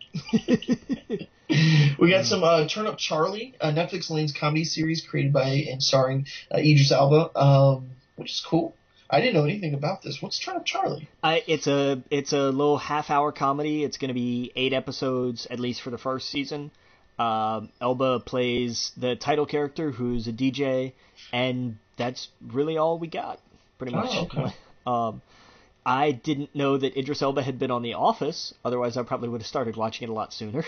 No, there's a lot of people on The Office. I'm telling you, if somebody had just said, that's how you sell me on something. You could sell me at least to start watching anything. I hate that I quit watching Luther because he's just so damn good. Like you could, you could have me watch anything if you're just like, oh yeah, Idris Elba's in it. Done. Sold. Yeah. You honestly don't have to tell me anymore for me to want to try something. I don't know if I'm probably making this up in my head, but I'm pretty sure they dropped some Wire jokes in there. I wouldn't be surprised. I'm probably making it up in my head, but I'm pretty sure someone's like, "Hey, you like that guy from The Wire?" But I could be making that up in my head. But you're right. It might have been in there. I don't know. But thinking back to him being on that, it was just so good. Yeah, it was so good. Speaking of canceling services, Hulu streaming service picks up documentary series about the Fire Festival. So now I just gotta, I guess, get Hulu again. Man, if you've got Spotify, you can get Hulu for like $1 a month. You know what? I have Sprint. I think I get it for free. Now that you just sparked that. I remember seeing an article. If you have Sprint, you get it for free. Okay, because I know some people have Sprint, some people have Netflix. I forget. I don't remember who has what anymore. Sprint Unlimited plan deal extra. Get free Hulu with your Sprint Unlimited plan. Yes. Yep. Go talk to somebody. Go get it. Yeah, I guess I can. Yeah, I'll need to. After this, I'll look at a website because what it probably is you probably sign up with your Sprint account. I'll do that after we record. There you go. Because hell yes, if I can get free Hulu. I remember seeing it, got excited, and then forgot about it. Yeah. So I didn't write it down or anything. Whew. All right, so I guess I'll be watching that. That's going to be interesting because Ja Rule was a part of that, and that was some weird shit. It was crazy. It was beyond nuts. Yeah. Oh yeah. We talked about the Fast and Furious animated series. We got some Xbox games for gold this month. For the one, we got Super Mega Baseball 2 from May 1st through 31st. Metal Gear Solid 5 Phantom Pain, May 16th through June 15th. Xbox 360 Streets of Rage, 1st through the 15th. And Vanquish, May 16th through the 31st. I'm glad that Vanquish is on it. Vanquish was good. Vanquish was an overlooked game. I never played that. It's fun. It's hard. Yeah. At least it was for me. It was hard, but it was fun. And what the hell was that? I don't know. I don't know either, but something popped. It's a ghost. You never know. But anyway, it was, I think, oh man, because I'm seeing my reflection in the TV, and I think I said Vanquish too many times. There you go. Little pedo juice thing going on there. But it's fun. I look forward to that. And of course, by now, like all the Star Wars games on the marketplace have dropped. All the Xbox games are out. So if you want the old Battlefront games, or I forget, like what all else came out for it. Jedi Knight Academy, I think, is on there. That's it. That was the other big one. Because I picked up Mercenaries because I'll be getting like a bunch of the Star Wars games eventually, but I love Mercenaries. Like that game was so ridiculously fun for me. Oh yeah, if I had Xbox, I'd totally be getting as well. The thing I got them all on Steam. They had a sale a while ago. There you go. You're all set. I think it was like $50, and it was like, here's every Star Wars game ever on the PC. I remember that sale. Yeah. Yeah, I was like, all right, done, sold. And every once in a while, I do boot up Jedi Knight Academy and JK2, and I play the multiplayer because I love those dueling mechanics. It's so good. Yeah. Yeah. And sometimes the racer and stuff like that is pretty fun. But yeah, we got some PS Plus games from May. Beyond Two Souls, so right in time for David Cage's new game. Yep. Rayman Legends. Don't sleep on Rayman Legends. The game is so fun. If you haven't played any of the 12 other iterations of Rayman Legends. Yes, exactly. You've got, this was so good. It is just so ridiculously fun. It really is. Yeah, I own it both on PlayStation 4 and the Switch because it's just such a fun game to have on the go. Nice. Yeah, I bet. Oh, yeah. So it's really good. It's an awesome platformer. If you love Mario, if you love games like that, and You want to play it on the PlayStation? Here you go, free game. Yep. Yep. Risen 3 Titan Lords for PS3. Ethan PS3. Firma? Fermina, I think. Firmina. I've never heard of it until this. Yeah, they made that up. No, I'm just kidding. But King Oddball for PS3, PS4, and Vita. It's cross-buy. Yep. Which is cool. But yeah, those are the PS Plus games. So we got both Xbox and PlayStation. I think got some really good games this time around. I never played that David Cage game though.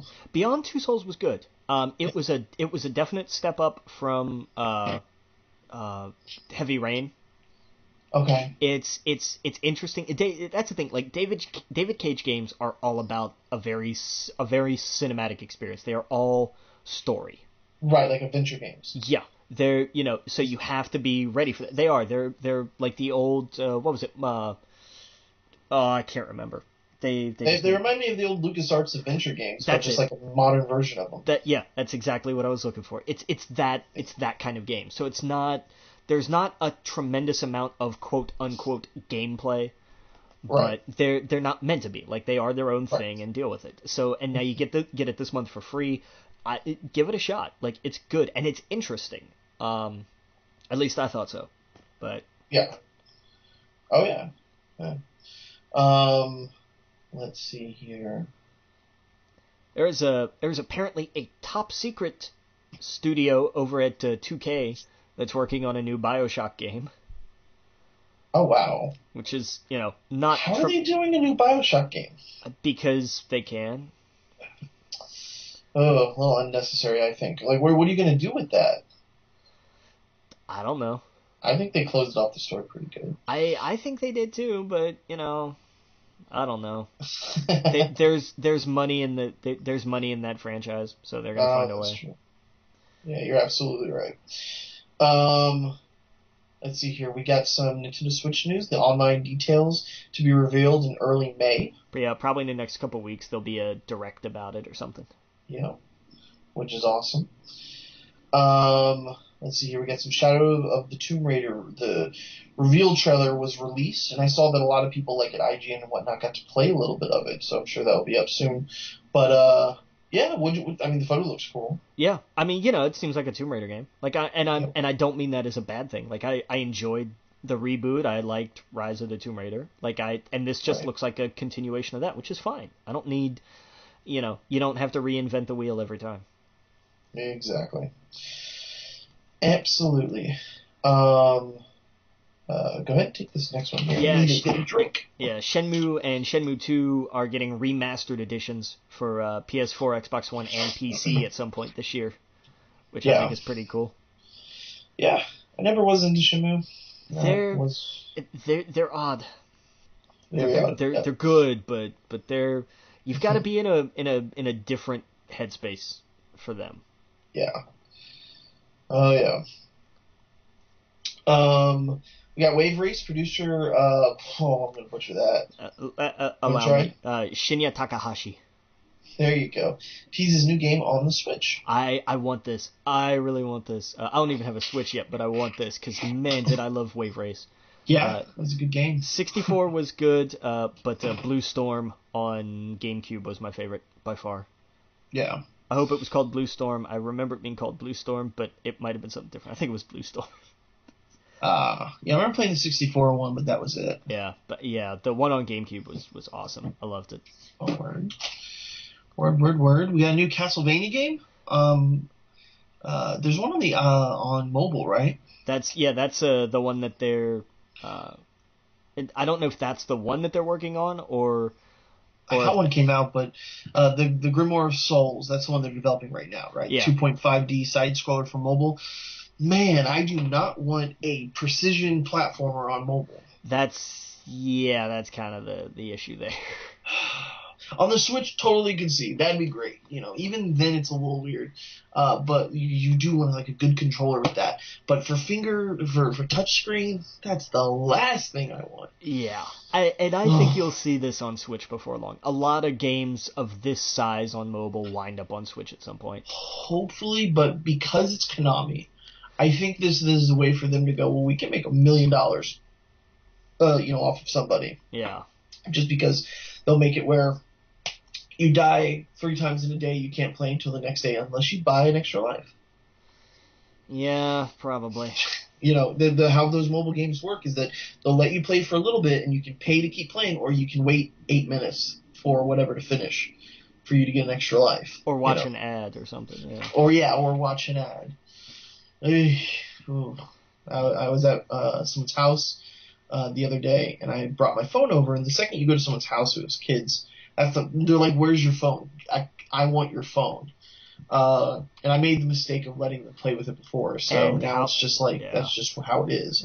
And I'm like, oh, here's my phone, don't break it, please, or stick it in your mouth, or right. And you have Fortnite? Do you have Fortnite? And so, yeah, and to the moment they went into, I downloaded a game from them. It was like a Sonic game, and it is so bad at like as soon as it's like a Sonic racing game or whatnot, and you'll go 30 seconds into the game and there's pop-ups telling you to buy extra lives, and I'm like, no, stay away from that. Don't press this color. Maybe this is a bad idea. Yeah.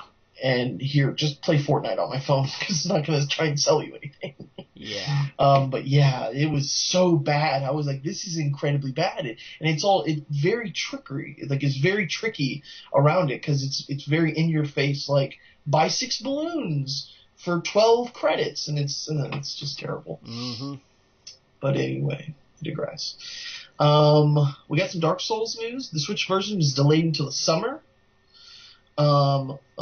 Which amiibo? Oh, this is the guy that is Praise the Sun, Praise right? the Sun, yeah, that amiibo. Yeah, is delayed as well.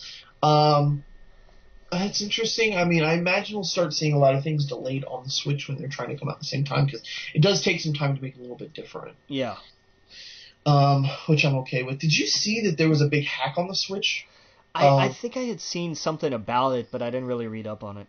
I don't have the details in front of me, but essentially it is a hack that can allow homebrew and emulators on the Switch, and it is so deep that it's hardware-based, apparently, where it cannot be patched. Wow. Like the Switch, so Nintendo can't patch it to fix whatever the exploit is. So it'll have to be a new SKU at some point. It's a new SKU. It will 100% be. I'm sure they are working on it right now to be a completely new SKU. Who knows if it's like anything different from what they've been releasing in the past. I doubt it will be like here's the new Switch, you know what I mean, like what they do with the 3DS. Right. I don't think it'd be anything like that, but it would just definitely be like if you bought a Switch after this point in time, you can't do that exploit. Exactly. It'll be like it kind of like with the PS3 from back then, except that was like they could patch that, but it'll be right. It will be this idea of like it'll be the same thing with just the only thing different will be that hardware thing will be fixed.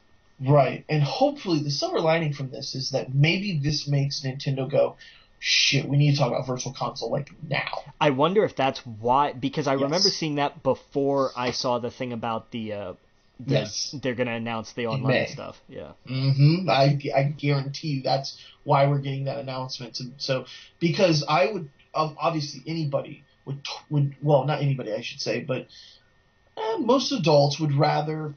I'd rather pay Nintendo for those than to deal with whatever I'd have to do to emulate my, you know what I mean? Like, I don't want to deal with any of that. I don't support that. But at the same time, like, that kind of stuff is very important to the business because that stuff can't happen. And it should push them in a direction to go, we should give our people what they want. Like, if they're willing to pay for it, exactly, give it to them. Yeah. Like, just makes no sense not to the point where people are trying to break it to do the very thing, you know. But yeah, anyway, I want to give you money, Nintendo. That's all I'm saying. Right. Just let it happen. Just jeez. But we got some Game of Thrones news. Winds of Winter is not coming this year. He has like a prequel book that's coming, right? Yeah, Fire and Blood, right? It's about some of the Targaryens, I think. Fire and Blood sounds like a book that he's already released, not knowing all the titles of the books that he's released. Yeah, pretty much. It sounds just right up that alley. What I'm curious about is when this comes out, how many people are accidentally going to order Fire and Fury instead? Oh, yeah, totally. And everyone wants you to write these books and you're writing prequels and stuff. Because creative process doesn't work like that. I get it. It's the same reason why we don't have book 3 for the Kingkiller Chronicle yet. I know. It's just not that simple. I know. Trust me, there is nobody on the face of this earth who wishes writing was that simple more than writers. Well, you know what? We see this in the movie industry. Yeah. This is the big difference between the movie and the book industry, is that there is more pressure on a studio to go, you need to give us Spider-Man 3 tomorrow. And look what happens. Right. No, so it makes sense. So everybody just chill out, sit down, and shut up. I just, he's getting old, and, I don't want anything to happen to him. God forbid, of course. I want him to be healthy and happy and live a long time. And I think that's what people are worried about, because they're like, it's been years, and you're not getting any younger, so please put him out, before you retire on us. I just, here's my thing. If Kevin Smith has a heart attack, right, look at George. I love him to death, but well, yeah, exactly. He doesn't exactly look like he's hitting the treadmill every week. No. And I don't know when to talk. Believe me, I need to be on it yesterday. Yeah, I hear you. But you're absolutely right. And that's the thing is, Kevin Smith was actually much healthier than he was years ago. Right, but he changed a lot of his diet. But I think what you were going to say is the problem was damage was already done. Exactly. Yeah, and so, and now he looks even better because he's been on, like, some vegan diet, and I love that he makes fun of himself the whole time. Yeah, but vegan. but it's helping him, and he looks just way better. And I mean, that's the thing, like, that's the price you pay. Yeah. And he's not been shy about it. He's like, when I was younger, I enjoyed a lot of things. Yeah. And now you pay up. Yep. Yeah, he talked about he's like, I would have a Thanksgiving dinner every night. Yeah. Of everything. He's like, all different genres of food. He goes, it was a Thanksgiving dinner. And so, yeah, it's like, whew, yeah, that's going to add up. But, yeah, anyway. So we're getting a prequel this year. So, Game of Thrones fans, I'm sure there's still some people out there that are like, okay, that's cool. Hey, we're getting something. We're getting something. We talked about Marvel skipping Hall H and whatnot. Probably not announcing anything until after Avengers 4. Rick and Morty from IDW and Oni Press is publishing a Rick and Morty Dungeons and Dragons comic this August, written by Jim Zub and Patrick Rothfuss. That's awesome. Yeah. Yep. So that's cool. So go pick that up and support these people. Absolutely. Yeah, which I'm sure will have no problem selling. Rick and Morty is the Fortnite of animation right now. Yeah, pretty much. Yeah. So there'll just be all sorts of people picking that up.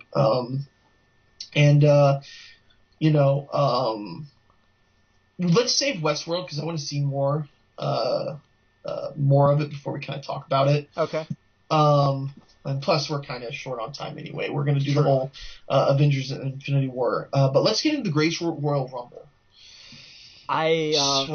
The Triple H John Cena match was completely throwaway.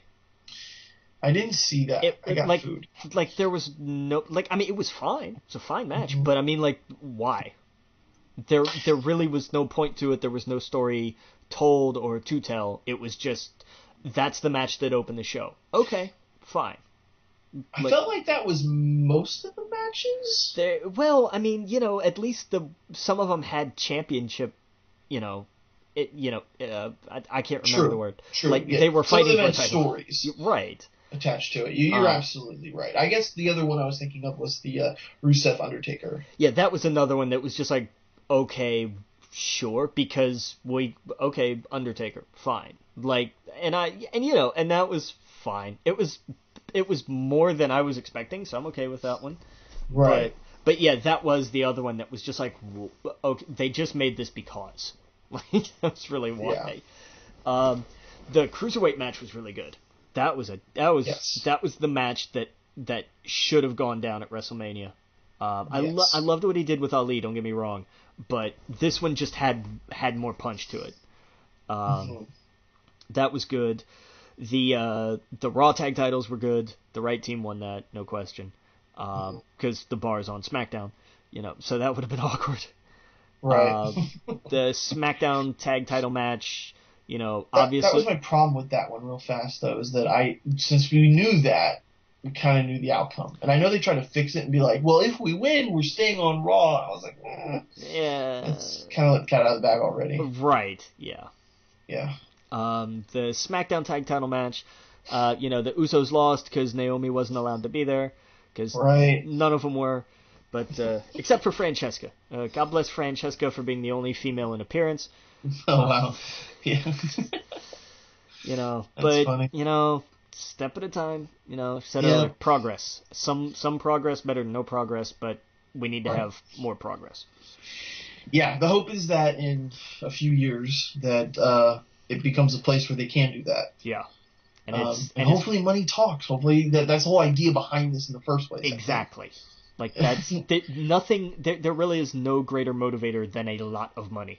Yeah, so I think that's the whole reason they're doing this, right? Because the prince wants more of sports and not be completely reliant on oil. So, well, and they open theaters. Like, AMC was the first place to open theaters there in 35 years or something like that. Yeah, first showing Black Panther, which by itself was amazing all on its own. Like, yeah. So. Oh yeah. And then what else? The ladder match was great for the Intercontinental title. That was a great match. What else was defended? The U.S. title match was fine.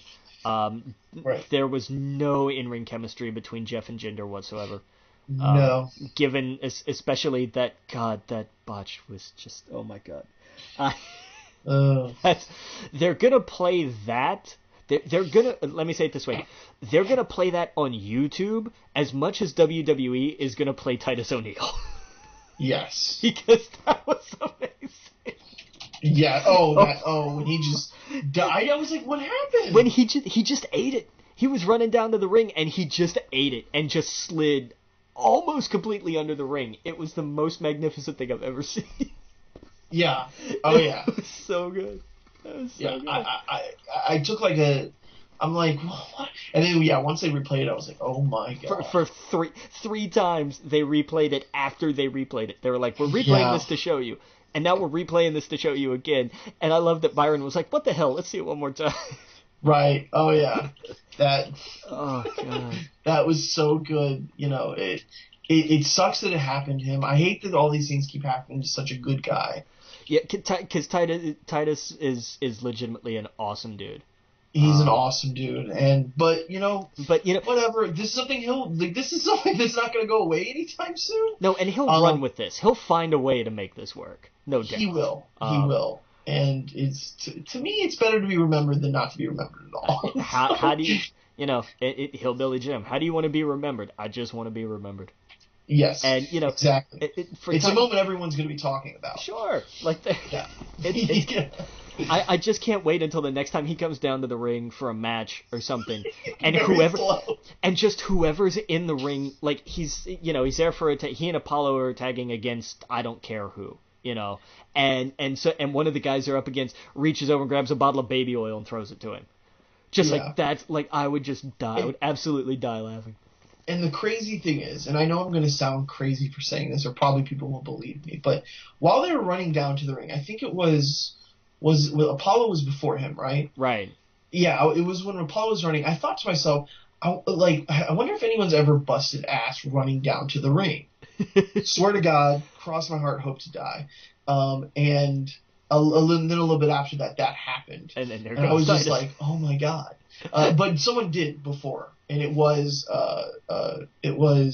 Vince McMahon. That was different. Both of his quads. He busted sliding into the ring. That was a little different. But he tore both of his quads when he hit the apron. Completely under the ring. Titus, God, I love Titus so much. I swear, if he doesn't have some piece of merchandise with like a submarine on it, because that was basically what he did, was just like submarine under that ring. Or just feet sticking out from underneath the right, like the Wicked Witch of the East or something. It's just so, oh my god, it was so funny. Yeah, but they'll find a way. They have Braun and Nicholas shirts. They'll find a way to make this work. I was hoping Nicholas would show up for the Rumble. I'm telling you. I was hoping that his dad was one of the referees, and that he flew out to Saudi Arabia, and that he would come out to save Braun when everyone's trying to lift him over the ropes, and then someone just picks him up and puts him over onto the ground. Well, and here's the thing that bothers me. They used Hornswoggle to take that spot. Hornswoggle was never actually eliminated from the Rumble. Yeah, that's true. But, eliminations don't count the same way they usually do because it's whatever the referee says, which is why Brock Lesnar won the Universal title even though Roman Reigns' feet actually hit the floor first. Right. When they said, by escaping the cage and having both feet touch the floor, except Brock landed on his back on the cage on the floor with his feet propped up on the cage. But, that counts. They're going to be talking all about that Monday, and Roman's going to be like, you never won the match, I won the match, I want a rematch at Backlash. Here's this. Actually, I guess not at Backlash, because he's going against Joe. It'll be, and do you think Brock Lesnar's going to show up for a thing like Backlash? Come on now, be real. That's very true. So who does Brock feud with at this point? It'll be Reigns, because Roman will keep talking. Roman will keep saying conspiracy because they're going to point to this and he's going to say, "Here's what the rules were, but Vince made the call for his boy, and so now I got cheated again, and it's going to be that. It's going to still be conspiracy. Like that's exactly how it's going to play." I read one of those Wrestling Insiders, and I liked this news, where apparently Vince is so high on Braun Strowman right now, he wants to make him the next Undertaker. I'm telling you, man, and because Braun could do it, he could absolutely. He could totally do it. He has all the tools. He has all the tools. People love him.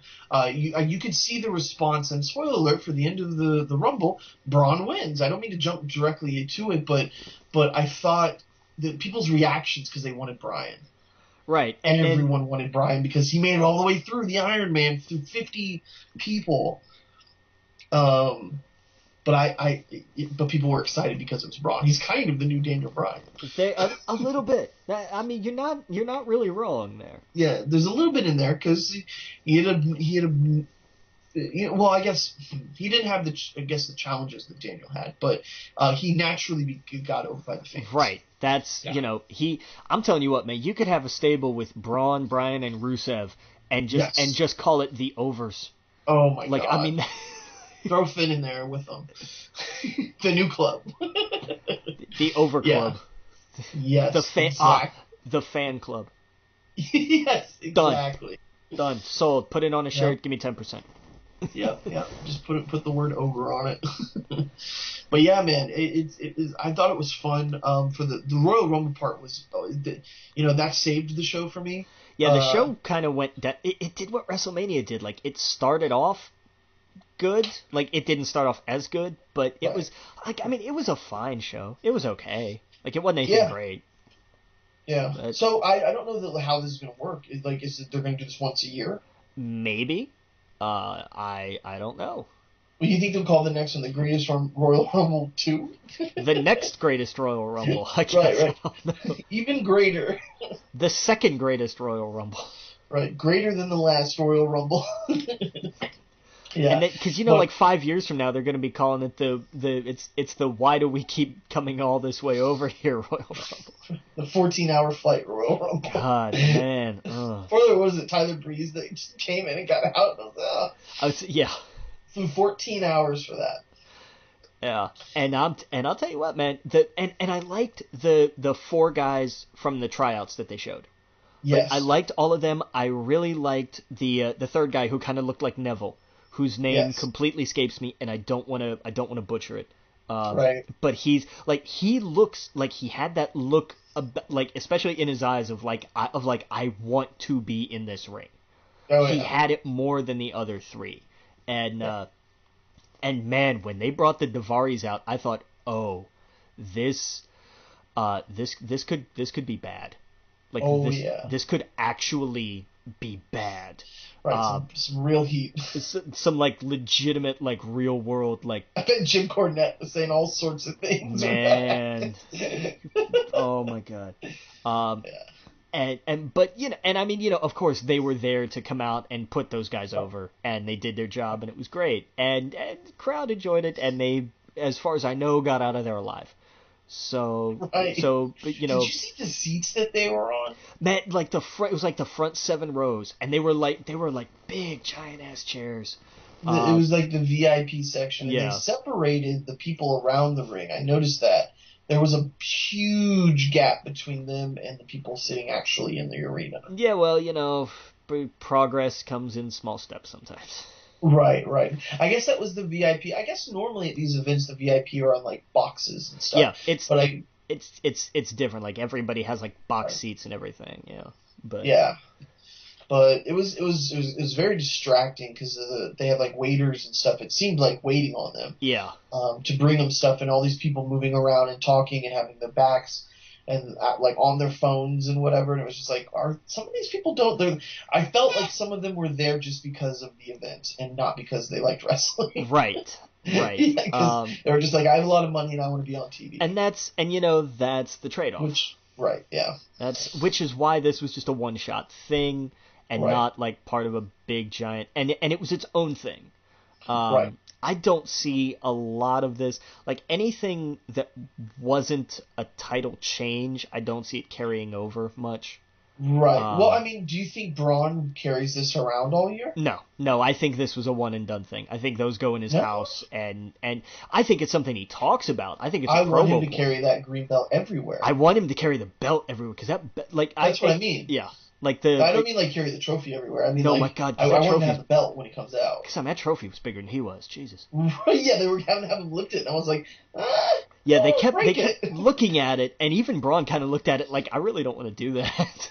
Like, imagine him having to bring that to the airport. Good God! I'm sure they won't, obviously, but I'd like to carry this trophy that's made of 3 ceremonial scimitars.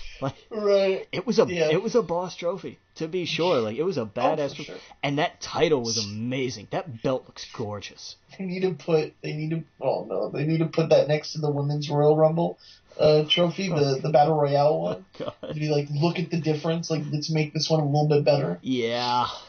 Here's this one that's made of 3 scimitars, and it's huge, it's gigantic compared to this one, which, because it's for the Women's Rumble, is a uterus. Like, there's no. Oh, man. Yeah, exactly. I like some country boy wanted over there. It's kind of cool. Yeah. It was the Rumble was fine. Like, the Rumble match itself was fine. I really wish we'd had tag teams be tag teams, though. They made it a point to eliminate a tag team before they could all get together. And I mean, in a way, that bummed me out. Elias was on fire. I thought that was cool. Elias was great, and I really, like, as soon as he started to actually play, I was like, dude, if you make fun of Jeddah, they will kill you. Like, you will not make it out. Like, there's this will really happen. And so he started, greatest Royal Rumble, and then, right into the ring, and I went, okay. Smart. Like, yeah. Like, that could have been very, very fine lines to walk over there. Worried about Gold Dust when he started going in there. Man. Like, do not do what you normally do. Man. Oh, and I'll tell you what really made my heart stop was when they almost eliminated Tyler Breeze because, Fandango caught him. Oh, yeah. And I thought, oh, this is not a good image. This is not a good image right here. Like put him back. Okay, good. He put him back quick. Okay, great. Right. Or Big E taking his pancakes. Man. the cast iron set on Big E for being Big E, man. Yeah. He was gonna be him and do his thing, and God love him for it. But there were a few moments there where you just kind of went, I don't know, man. You're right. I don't know. Yeah. Oh, yeah. I mean, overall it was fine. Like, it wasn't a tremendously huge deal. Don't we have another pay-per-view next week? Backlash is a week from Sunday, I think. Oh, wait, today's Friday. Yeah. All right, so it's the 6th. Yeah, it's 9 days. It's a week from 2 days from now. Yeah. Okay. So I was so confused about some of the matches too because I thought some of them were on Backlash, but they were on here. But it looks like they're kind of carrying over like the AJ Knock one, which I hated how that ended. That match wasn't just that good, I thought. I was okay with how it ended because of how they've been building this feud of like these two guys just now they just want to like Knock has been trying to steal it and put this over and he cheap shot at AJ, so he's just pissed. Yeah, I love that. That's the thing about this is everything around it is great. The wrestling's been okay, but everything else around it, just him getting hit in the balls every time, it's just hilarious. the Nakamura's like rock rap Japanese music it's so good. I think. Do you like it? I'm trying to learn that just to piss him off. Oh man, I love that was what they gave. Is like he wanted new music because he was tired of the fans singing along. If you your average and I love that. I love that little bit behind it.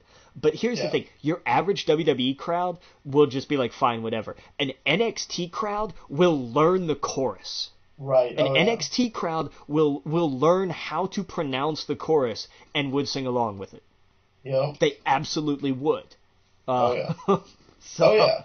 But I'm just absolutely. Like, but I dig it. I absolutely do. It's a good song too. Yes. So that helps. So good. So good. And it just kind of sets the mood for a heel Nakamura. And I want more crazy chaos Nakamura. Yeah. And he looks like he's more into it now. Yes. Like he really does. I want him to have a faction. I want him to have a faction on SmackDown. Yeah, I don't know who you stick with him though. Put him in charge of what's their faces that are coming in? Sanity.